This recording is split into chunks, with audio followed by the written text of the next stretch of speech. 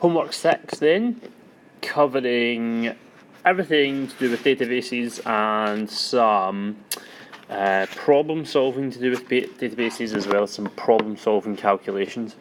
So question 1 is all about how many fields, records, and mentioning the field types. Now, it doesn't ask for the total number of fields.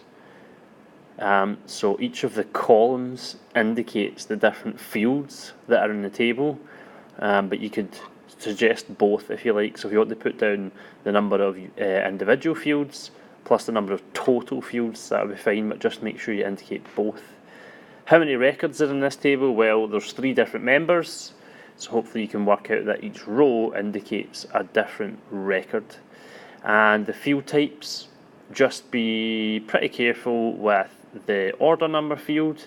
Look very specifically at the characters and maybe the address field as well, because obviously it starts with a number, so people might choose the wrong ones, so just be careful with those.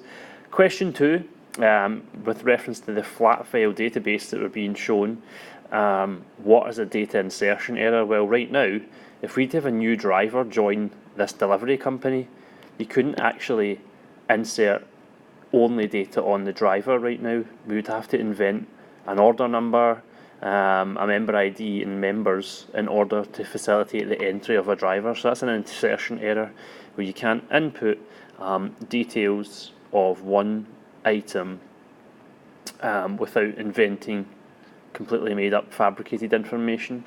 Data modification errors, this one's a bit short to see that, but hopefully if you look maybe at Catherine Smart, if she changed address, we'd have to change 2 different records.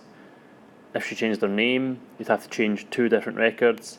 If the delivery driver changed his name or had a new driver ID, we would have to change multiple records instead of just having to change one record. And that's one of the advantages of having relational databases, is we could just change one record. Data deletion errors, if, for example, Catherine Smart had to cancel our membership or delete our details, we would lose the details on the delivery driver Stuart. And similarly, if we had to delete the delivery driver Sam, we would lose 2 orders, as well as losing all references to the member in the middle row as well. And data redundancy, again, it's hard to show this with limited number of columns and rows here, but hopefully you can see that Catherine Smart has been entered twice, which means we've typed her address twice. The delivery driver and driver ID are there twice, which is just redundant information. It's already there, we know what it is, so it would be best separating that into different tables. Next question asks us about getting an entity relationship diagram to show the relationship between the tables. So what we're looking for from that is the 3 tables with the name at the top, with the field names indicated, show us the relationship between them. So remember, nothing's going to be many to many. We're going to have many to ones and one to manys, and we also need to see which are the primary keys. Don't know if there are any compound keys there, and we also need to know which are the foreign keys by underlining and using the asterisks to indicate those. When you work out where the stars are, obviously this is just completely made up, but I would know immediately that that was wrong, because we have this star here, but we have the many at this part. So remember, whenever you're drawing them, if a field contains a foreign key, it's 99% of the time going to have that many relationship connected to it. So have a think about those. So question 4 is problem solving based on electronic databases over paper. Obviously an electronic copy is much more advantageous for us in terms of everything we can do on it. If we had a paper database and these are all our records, if we were to update any person's record, you'd have to find it first of all. We'd have multiple sheets of paper to update. whereas we can use some of the built-in facilities to computer systems like search and replace in order to speed it up, so it's much faster in order to find specific records and update them. Sorting is almost instantaneous in a database. We can click on a field and click ascending or descending. We can sort on multiple fields and it's done almost immediately. If we were to do that for a paper-based system, it would take a while to look through all of the sheets of paper that we would store it. Similarly, searching for information, it's instantaneous. We specify the fields, we specify the search criteria and click a button and it's done.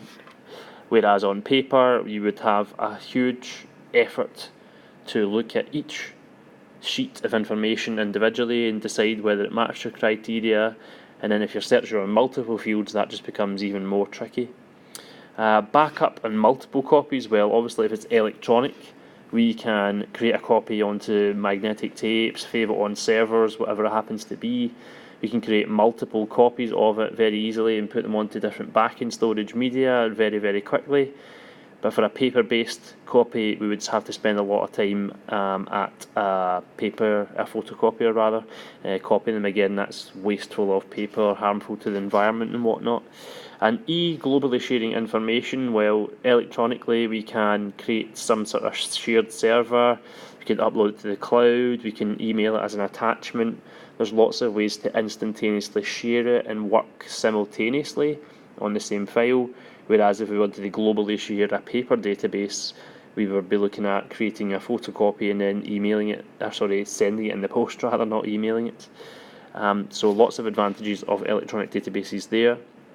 Question 5 asks you, if a typical record stores 1.2 kilobytes, how many records could you store on a 700 megabyte CD?